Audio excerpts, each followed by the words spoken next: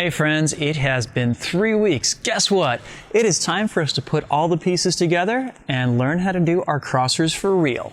Yeah! Drex here from DrexFactory.com, bringing the love of poi spinning and flow arts to benefit your body and brain during the COVID-19 outbreak. And today, we are finally putting together nearly a month's worth of work to get down our crossers. Before we dive in, I just want to give a quick shout out to the friends of the channel. Big thanks to Dark Monk, Flow Toys, Pyroterra Light Toys, LMF Props, Spinballs, and Ultrapoi for helping to make the videos on this channel possible. You can learn more about all these awesome companies and the work that they're doing to support flow artists like yourself by checking out the links that I've got down in the description of this video. So, the good news is that I have more sunshine today. The bad news is that as of tomorrow, we are getting a polar vortex running through the Northeast, and I have no idea if that's a thing in other countries, because like it's a thing that we talk about every spring here in the United States. We'll have like, you know, these big vortices of cold air coming down from the Arctic that'll give us like a couple days of really super intense cold. And now that I think about it, I've never heard of whether that's a thing abroad or not. So those of y'all out there who are also in the Northern Hemisphere on the other side of the world, does that happen over there? Inquiring minds want to know. But anyway, I've got sunshine today, so I'm going to take advantage of it and finally put together all the pieces to get us our crossers, because we spent 1 week working on just drilling, keeping our poi spinning with our arms crossed, going both forwards as well as reverse. And then last week, we played around with learning how to turn back and forth between the forwards and the reverse sides. So this week, we're going to put all those pieces together to finally realize our crossers. Right on. So of course, you probably want to catch up on the previous 2 weeks worth of drills in order to get here. So I will go ahead and link to them down in the description so you can go check them out and get all caught up. All right, so I'm actually going to start off this week by doing something that I think is going to feel absolutely nothing like the things that we've been playing around with for the past 2 weeks. Namely, I want us to just experiment with doing a reel with our arms crossed, yeah? So reels, as we kind of outlined them a few weeks ago, are just this idea of passing the poi back and forth across a part of your body, right?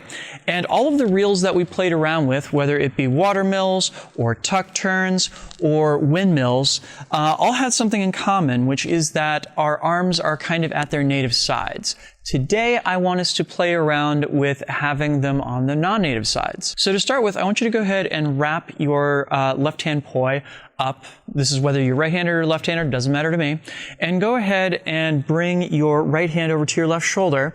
And I want you to experiment with doing a reverse tic-tac over on that side of your body. That is, as you're kind of looking down the side of it and everything, the poi should be spinning reverse, and you're going back and forth from the front side to the back side of you with that poi, yeah?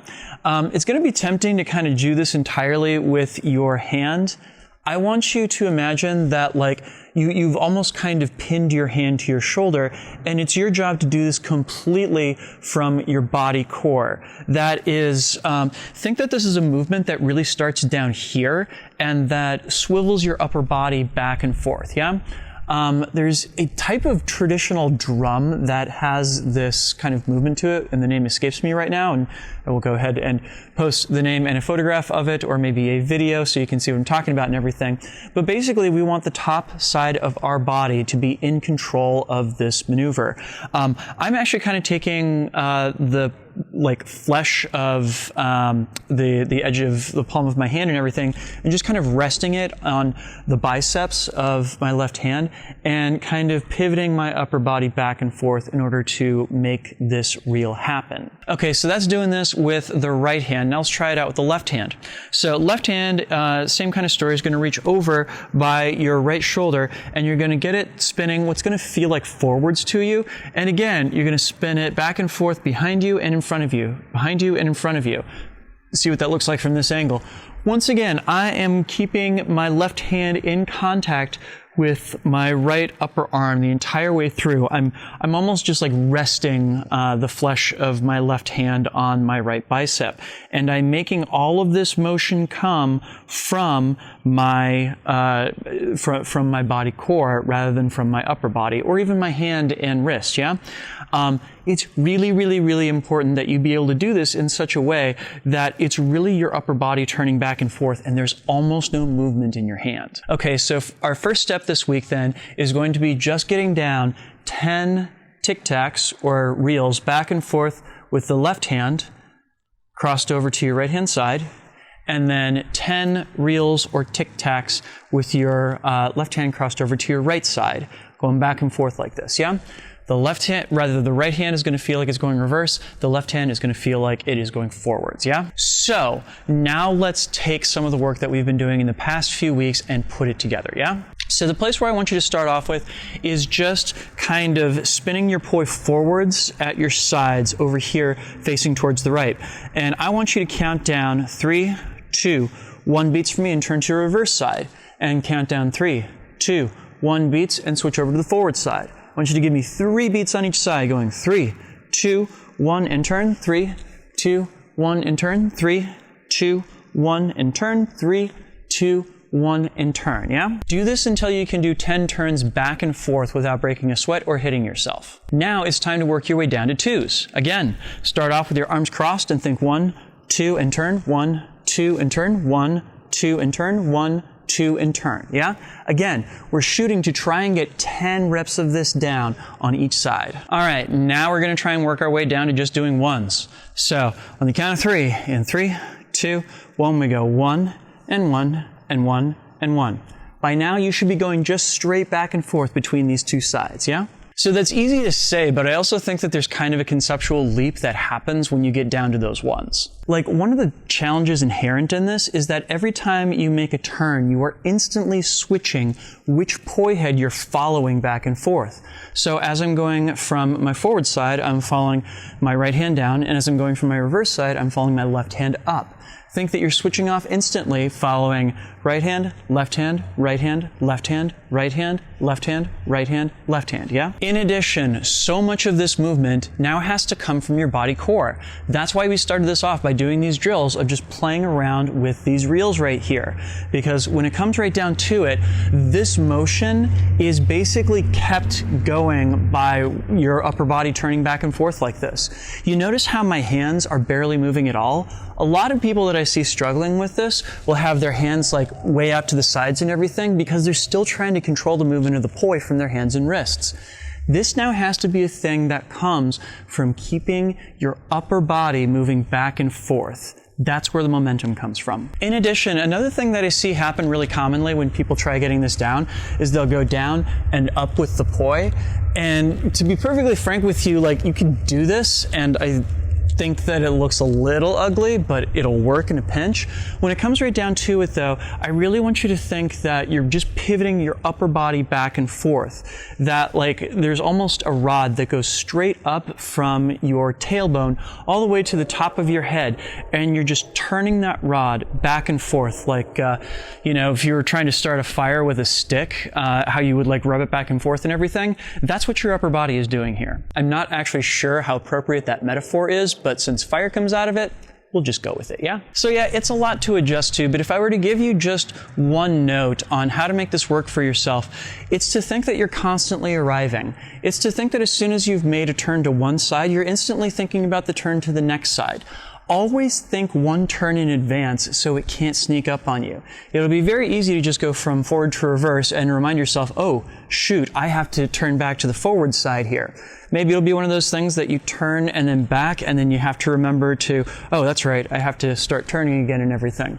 Think a move in advance, and it'll really help you keep this solid. Cool, so let me show you that in slow motion from a couple different perspectives.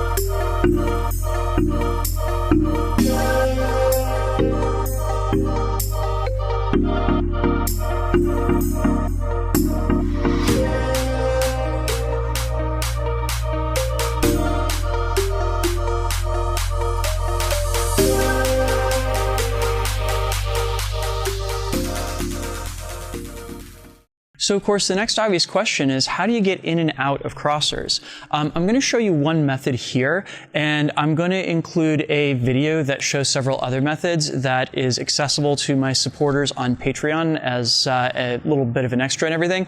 If you're interested in checking out some of these other entries, please go sign up there and everything. It'll just be available on the Patreon feed, so it won't matter what level you sign up on. But just so that we all have at least one entry under our belts here, the way that I see beginners most often get into crossers is off of a 3-beat weave. Whichever hand you practiced having on top and everything, I usually have my right hand on bottom. You can kind of take the moment in the 3-beat weave when that motion is happening already. See, like, you know, when my left hand crosses over my right, I'm already in a place where my arms are crossed and everything, and then it's not that big a leap to just start turning my upper body back and forth. So I would think of this as being when my right hand goes under, I'm going to pull my hands up close to me and just start turning my upper body back and forth. When I want to exit again, I wait until I'm faced over to my right hand side and I bring my right hand around on top to get back into that 3-beat weave. Yeah? Let me show you that again. So as I'm doing my 3-beat weave and my left hand is coming around on top, I just pull both hands close to my body and I start turning my upper body back and forth. And when I want to get back out of it, I turn over towards my right and my right hand is going to come around on top and I'm back to my 3-beat weave. Just like that, yeah? Cool. So we've been working on this one a long time, and I would love to see the fruits of your labor. Pretty please post some videos of yourself performing these crossers to Instagram, and make sure to tag me. I am DrexFactor on Instagram and DrexFactorPoi on Facebook.